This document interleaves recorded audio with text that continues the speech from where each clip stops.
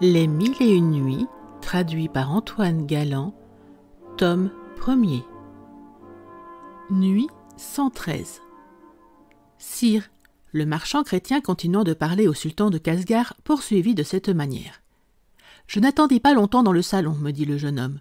La dame que j'aimais y arriva bientôt, fort parée de perles et de diamants, mais plus brillante encore par l'éclat de ses yeux que par celui de ses pierreries. Sa taille, qui n'était plus cachée par son habillement de ville, me parut la plus fine et la plus avantageuse du monde.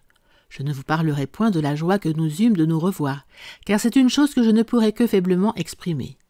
Je vous dirai seulement qu'après les premiers compliments, nous nous assîmes tous deux sur un sofa, où nous nous entretînmes avec toute la satisfaction imaginable. On nous servit ensuite les mets les plus délicats et les plus exquis. Nous nous mîmes à table, et après le repas nous nous remîmes à nous entretenir jusqu'à la nuit. Alors on nous apporta d'excellents vins et des fruits propres à exciter à boire, et nous bûmes au son des instruments que les esclaves accompagnèrent de leur voix. La dame du logis chanta elle-même et acheva par ses chansons de m'attendrir et de me rendre le plus passionné de tous les amants. Enfin, je passai la nuit à goûter toutes sortes de plaisirs. Le lendemain matin, après avoir mis adroitement sous le chevet du lit la bourse et les 50 pièces d'or que j'avais apportées, je dis adieu à la dame qui me demanda quand je la reverrais.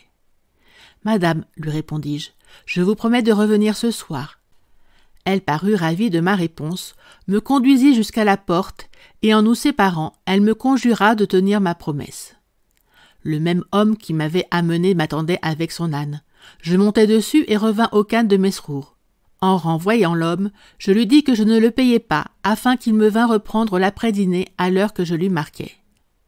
D'abord que je fus de retour dans mon logement, mon premier soin fut de faire acheter un bon agneau et plusieurs sortes de gâteaux que j'envoyais à la dame par un porteur. Je m'occupais ensuite d'affaires sérieuses jusqu'à ce que le maître de l'âne fût arrivé.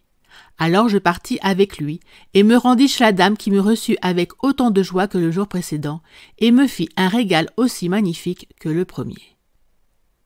En la quittant le lendemain, je lui laissai encore une bourse de 50 pièces d'or et je revins au khan de Mesrour. À ces mots, Scheherazade ayant aperçu le jour en avertit le sultan des Indes, qui se leva sans lui rien dire. Sur la fin de la nuit suivante, elle reprit ainsi la suite de l'histoire commencée. Merci d'avoir écouté cette vidéo. Si cette vidéo vous a plu, vous pouvez vous abonner gratuitement à la chaîne Coin Livre Audio. N'oubliez pas de liker avec le pouce vers le haut. Vous pouvez aussi me laisser un commentaire. À bientôt.